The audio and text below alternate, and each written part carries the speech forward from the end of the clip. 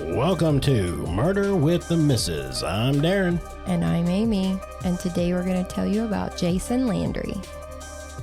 Don't forget to check us out on Spotify, Apple Podcasts, YouTube, Podbean, and Facebook. Like, share, subscribe. Make sure to hit the notification bell so you get the new episodes whenever they drop, and tell your friends as always. These cases make my stomach hurt as a mom and as a human. Missing person cases are heartbreaking. For this case, the family is still searching to bring him home. Jason was a 21-year-old student at Texas State University, and reports say this was his third school, college-wise, and he was working on a degree in sound recording. He was applying to the sound recording technology program. He loved music. He grew up in Missouri City, where his parents, Lisa and Kent, still lived. He loved Swedish fish and liked horror movies, but also loved silly socks. His dad is a minister, and Jason became a camp counselor at Camp Choye. That's how I'm going to pronounce it. Choye. Yeah, something like that. CHO-YEH. Choye. A Christian camp.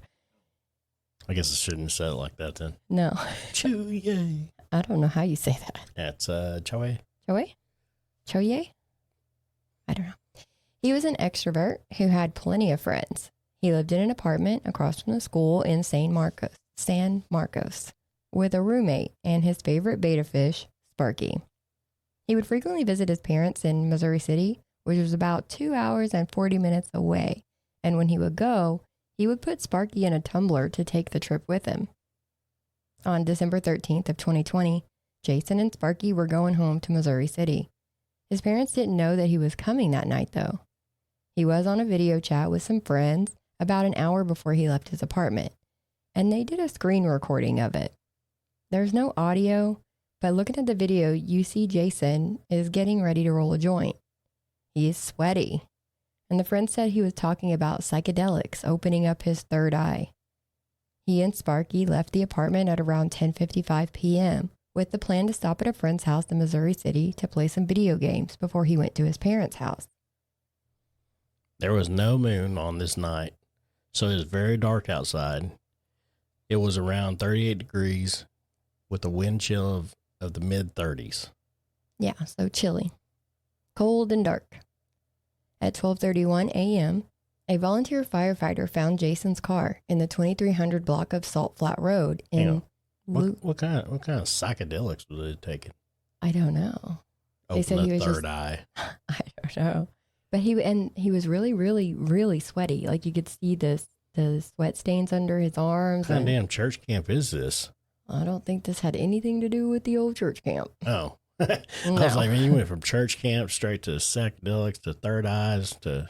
Well, he was a camp counselor at church camp in the summer, but this is in his off time. I got you. Yeah. I'm back up. They do the most. All right. But they found his car in the 2300 block of Salt Flat Road in Luling, which is about 30 minutes into his drive home. And this was not the route that he would have been able to take to get where he was going. The driver's side of the car was against a barbed wire fence, and it had hit a tree. The rear windshield was shattered. The driver's side back and front quarter panels and the trunk lid were all damaged. The side mirror had been knocked off, but there was no damage inside or anywhere else, really. There were scratches on the driver's side from the fence, of course. And the back window had glass on the inside of the car and on the trunk lid. Initial thinking was that he maybe kicked out the back glass to get out of the car since the driver's side was blocked by that big tree. But the passenger side was undamaged, so they quickly ruled that the window must have been shattered by a tree branch. The keys were still in the ignition, the headlights were still on, and his phone and wallet were in the car. The police body cam footage shows an officer try to open the front passenger side door, but it was locked. Within an hour, they had the car towed from that field. Then they noticed 2 sets of tracks between the fence and the road, so it couldn't be determined if the other set of tracks came from the tow truck or if it had already been there. And this area was literally a dirt road with fields on both sides, and police found a set of clothes, a ball cap, bag of toiletries, Sparky in his tumbler. He was right side up on the side of the road, leaned against some grass and rocks. There was an undamaged watch laying face up and a gaming bag. So a bag that had his game system and accessories in it. These were roughly 900 feet from the car. The way the clothes were laying, it looked like he undressed while he was walking. Right. So as he goes, he takes off another item of clothing as he's going down the road. And some people have asked if he had a suitcase or a bag of clothes since he was going home for Christmas break, probably from school. But he had clothes and stuff at his parents' house, so he never had to really pack to go visit them. Police looked into his gaming bag and found joints. So it was immediately assumed that he was driving under the influence, wrecked the car, and fled the scene. Naked. At around 2 a.m., Jason's dad, Kent, got the call from the police that Jason's car had been in a single car accident, but that Jason wasn't on the scene. Kent rushed to that scene, getting there around 5 a.m. to find himself alone on Salt Flat Road. No one was looking for Jason. His clothes and belongings were still laying on the dirt road. Wait, what? Where were the cops? Not on Salt Flat Road. And they didn't take his clothes or any of his stuff. So they didn't take no evidence. Just the car. car. Well, I mean, that makes fucking sense because they let the fucking tow truck come in there before they noticed the two different tire tracks. Right. And then they're like, gee, were those here before? Well, now we can't determine which one is what. And here's a picture I'll post on our Facebook that his dad took of the road, and he circled where his clothes were being found. Gotcha. So it's just literally out in the middle of nowhere. Now, Kent did what he could. He looked around, he called the cops again, and he looked at the clothes. He immediately noticed the bright yellow SpongeBob socks as some that Jason had, and there was a small amount of blood on the inside band of the underwear.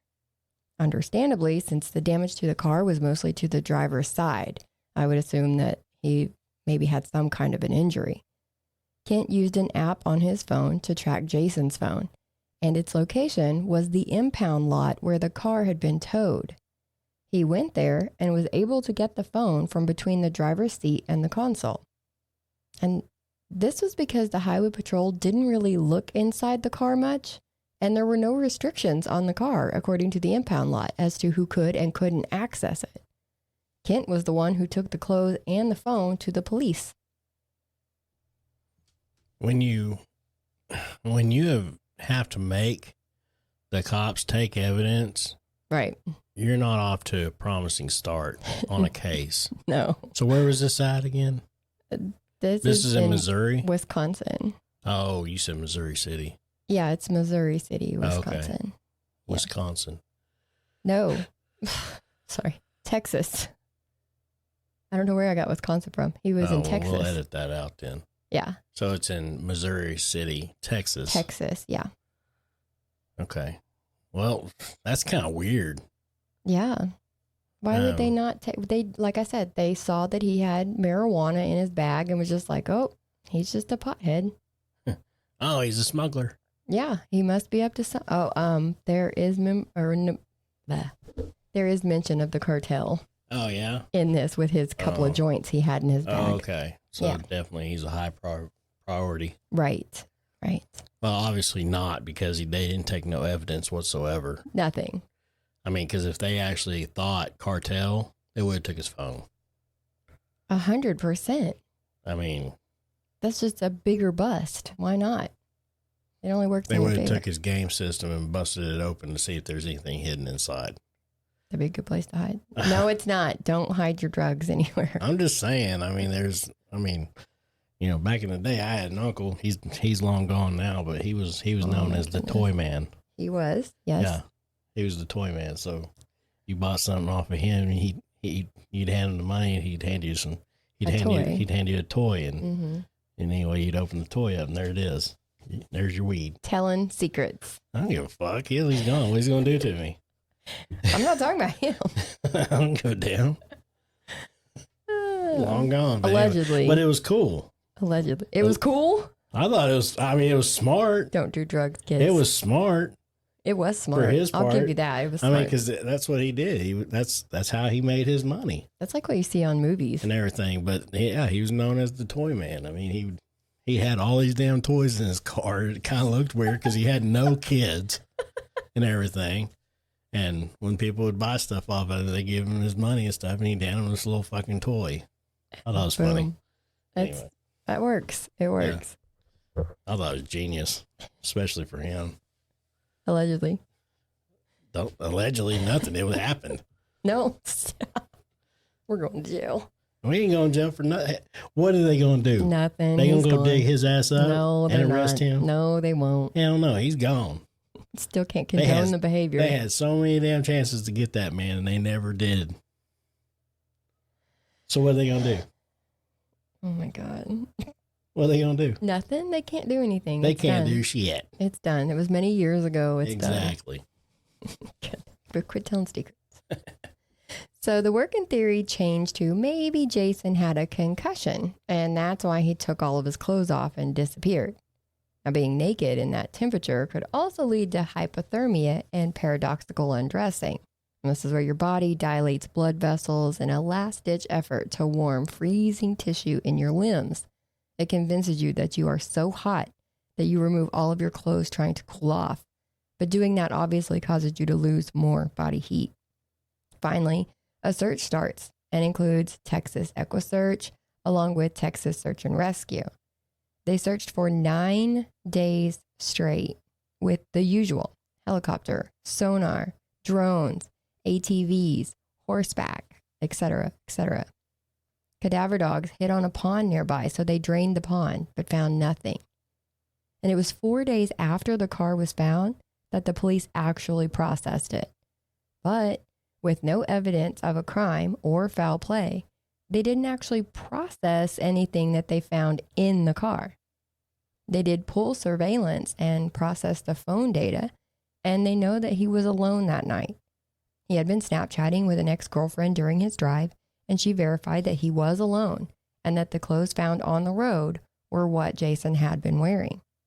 Now, the AG's office, the Attorney General's office, got a request in February of 2022 to assist from the Caldwell County District Attorney and Caldwell County Sheriff's Office.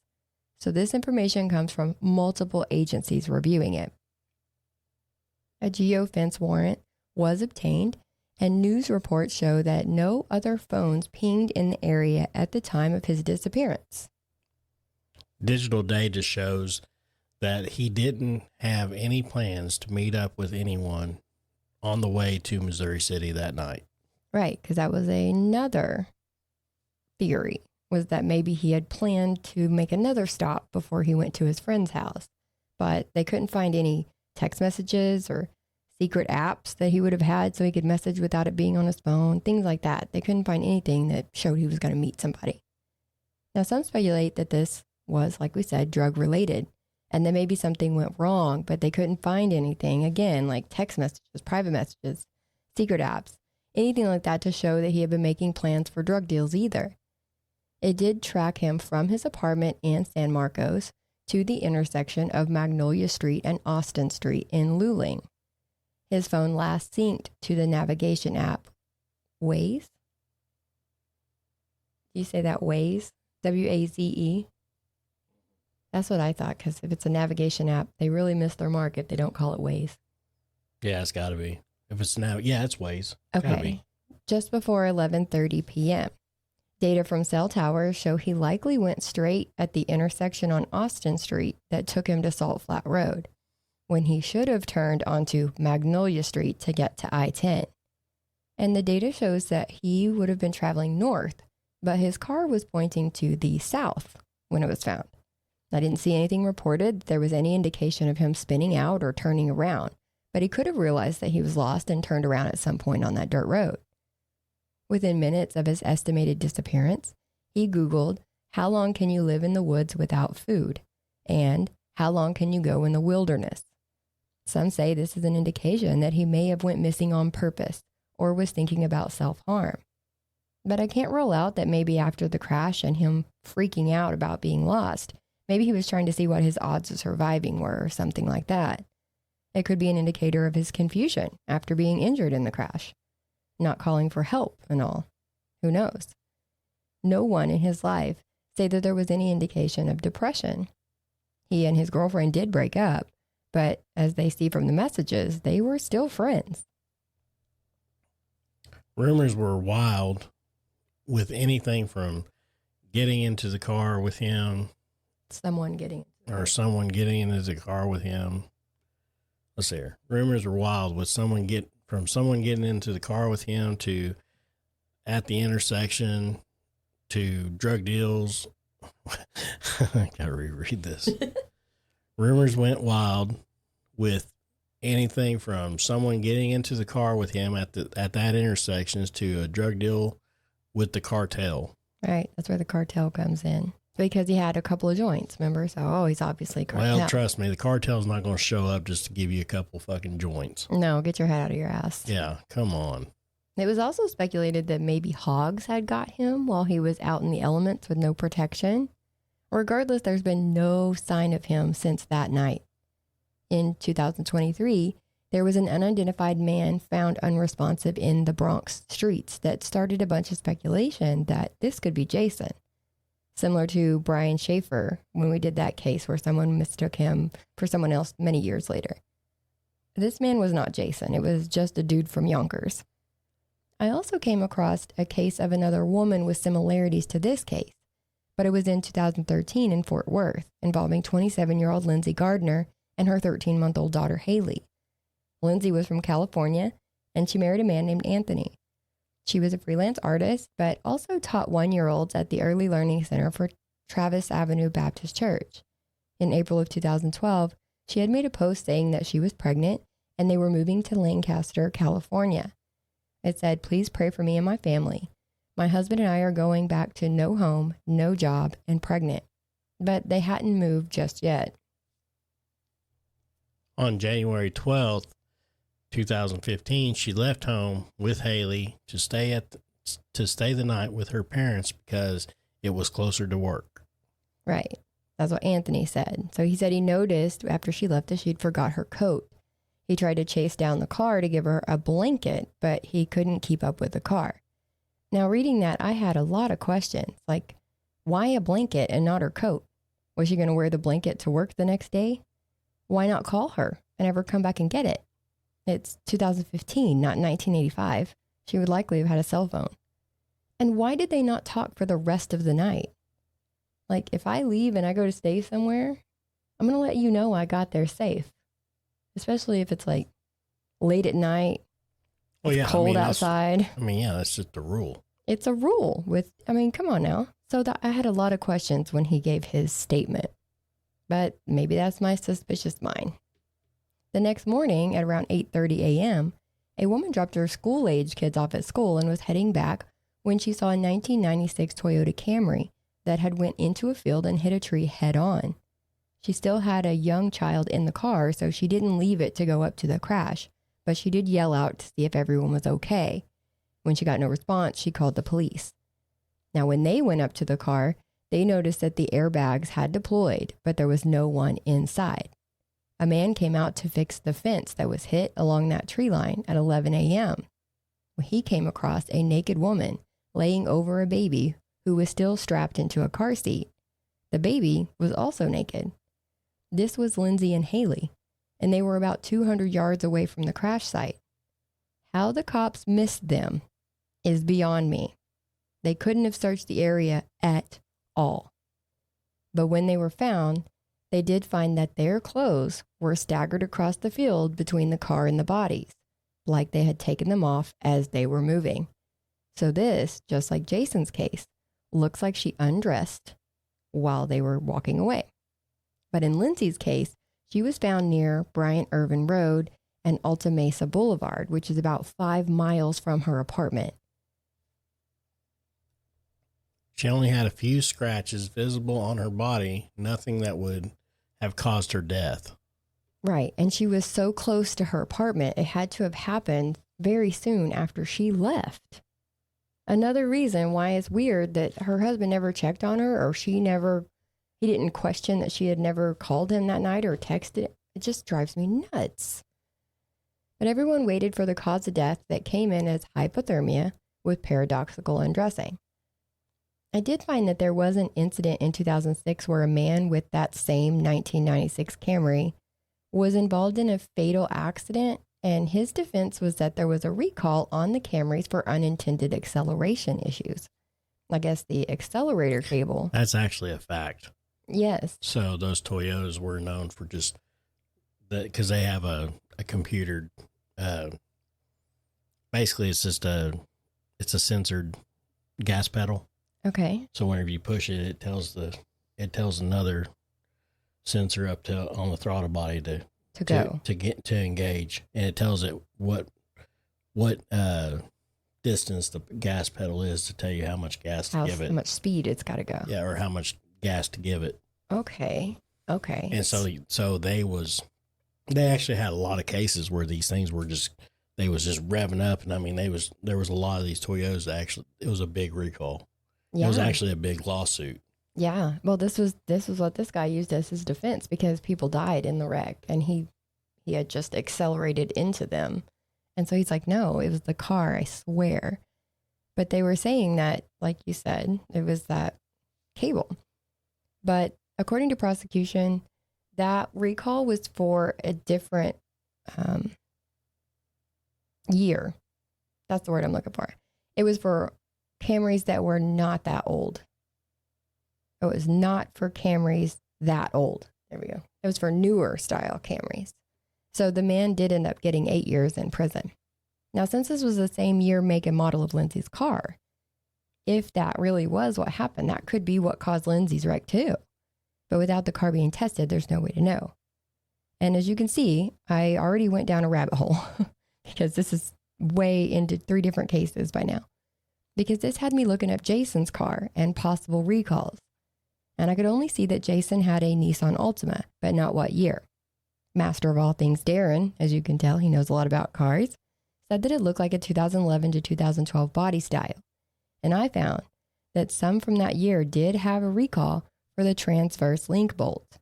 Certain manufacturing plants didn't torque the bolts to spec, causing them to loosen over time. And if it came out completely, I quote, the driver may experience difficulty controlling the direction of the vehicle, which could result in a crash, according to KBB.com. So I'm not sure if this is what could have happened in Jason's case, what could have caused the crash, but these are the little details that keep my brain up at night. Yeah, and I mean, that's possible. You know, no matter what caused the crash, Jason is still missing. Right. You know? Right. So it's kind of a moot point, but at the same time, I want to know why he crashed. Well, and I mean, it very well could have been that. It could have, but who knows? They never looked at the damn car. True. Yeah, no, that's a fact. They didn't look at nothing. No. Now, according to the OAG's office, there are many agencies that have been over Jason's case with a fine-tooth comb.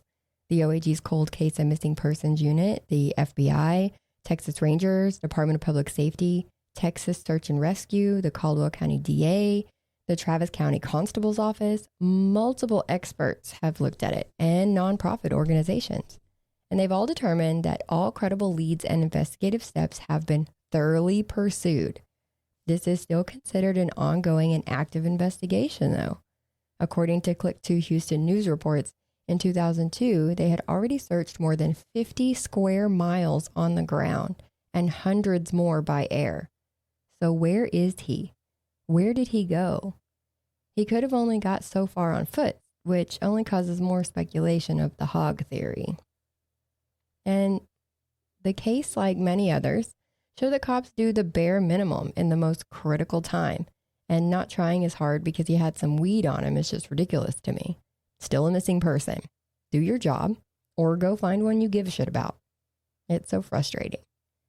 There have been many posts on the Facebook page about searches still happening today for Jason. There is a $20,000 reward for information on the case, and there are many ways to provide that information. Do you have anything else to add? No, I don't have anything else. You can go to texasattorneygeneral.gov/cold case tips, the Facebook page, Missing Person, Jason Landry, call Texas Attorney General at 512-936-0742 or the anonymous tip line 726-777-1359 or email coldcaseunit@oag.texas.gov. All right, well, that's it for this one. Make sure you guys tell your friends, everybody you guys know. We need subscribers, so we'll see you guys next time. Bye.